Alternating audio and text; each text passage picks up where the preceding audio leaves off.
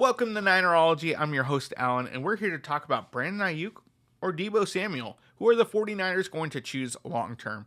Throughout the entire offseason, there's been speculation the 49ers are going to trade one of them because you can't pay everybody on the roster.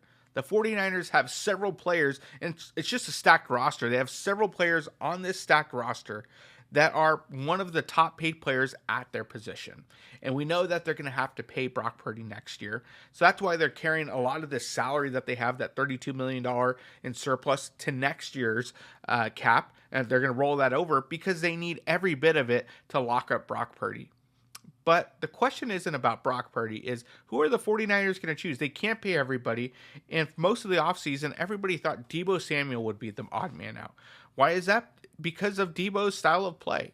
Deebo plays like every play is his last play, which is what you admire about him. He's essentially a battering ram for the 49ers at the wide receiver position. He is your gadget guy. He can do so many different things. You get the ball in his hands. He's a guy you want to get the ball in his hands early and often because he makes guys miss. He can change the entire momentum of a game just with the ball in his hands. That's why there's times where you see him at the or at a punt returner or kick returning just because of what he does. In fact, with the new kick return rules, I could see them doing that.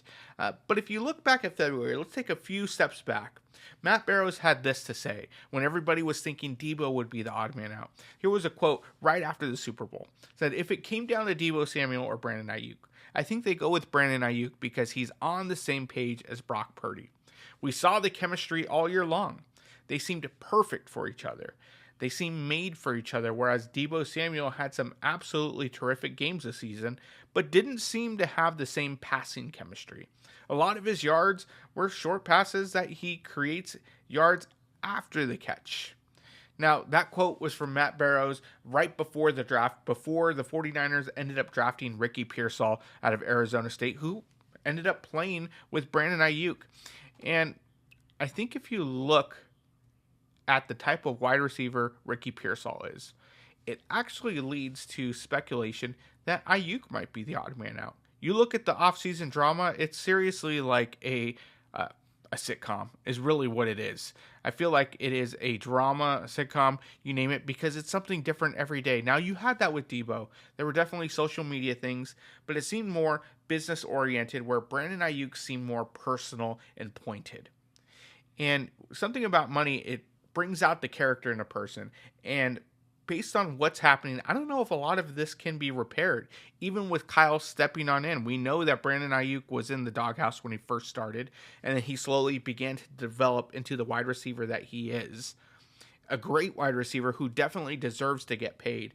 But because of how the offseason unfolded, the 49ers delaying those contract negotiations, and now with the current contract on the table being outdated because the wide receiver market's just exploded, I think that's created a lot of animosity toward the team. And Aiyuk, I think, wants to get paid, but who knows if he wants to get paid by the 49ers. Or maybe he does, but he's going to raise that price tag a little bit more. Which brings the question, is Deebo really the odd man out? And I think the answer is it's Aiyuk. Because the reality is the 49ers are the ones that hold all the cards. They're the ones that can control and have all the leverage. Why do they have all the leverage? One, Brandon Aiyuk is still under contract. He is on his fifth-year option at $14 million a year, which means that helps the 49ers. They could still trade him now. They could trade him up to the 8th week in the draft, or they could trade him in the offseason after tagging him. Who knows? And so they have that option. They could still extend him if they really wanted to. They could choose to tag him. And really, they don't need to give him an extension now. Now, would that be good for the locker room? Would that be good for morale? Absolutely. The reality is how this offseason has unfolded. You have Deebo Samuel that's showing up to the offseason workouts. Deebo Samuel that's posting the videos of him working out. Deebo Samuel putting in the extra camera time, saying, "This is what I'm doing. I'm here with the team. I'm developing the other wide receivers. I'm working with Brock Purdy." Because let's face it, it's a contract year for Deebo as well. Deebo's already got the bag, and he's not like, look at me, me, me. Yes, he wants another payday eventually, but he's the one that's there in camp. He's the one showing that he's a team player.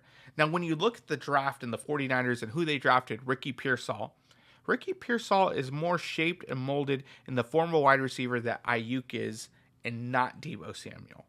The type of routes that he runs, if you look at any of the clips, they are crisp, they are clean, they are much cleaner routes than Deebo runs. But that's not what Deebo is paid to do. Deebo is paid to be Deebo.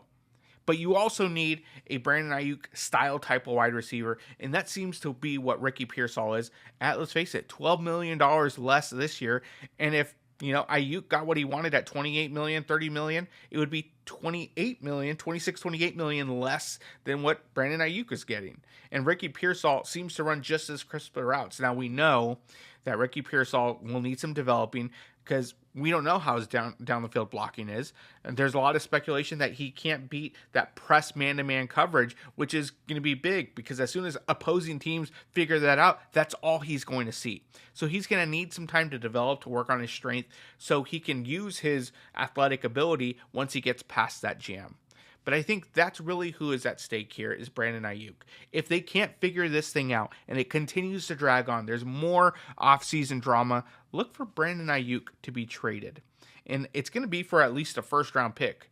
And if I'm the 49ers, I think there needs to be movement sooner rather than later. And I think Deebo Samuel is proving why the 49ers trust him. And, him and Kyle are already very close. We know how highly Deebo thinks of Kyle and how highly Kyle thinks of Deebo, and I think because of what he's doing in the offseason, the work he's doing, and honestly, he looks in much better shape than last year, and last year he looked in better shape than the year before.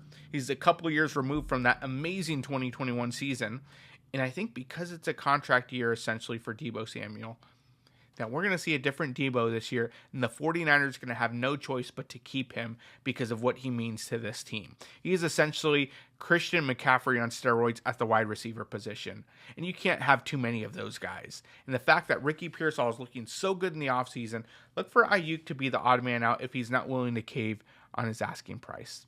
And I think that's the best thing for everyone around. Brandon Aiyuk might need some new scenery, while Brock Purdy just needs to work on building that rapport with his wide receiver room, specifically Ricky Pearsall. And if Pearsall has a season anything like Puka Nacua did for the Rams, look for Aiyuk to definitely be gone.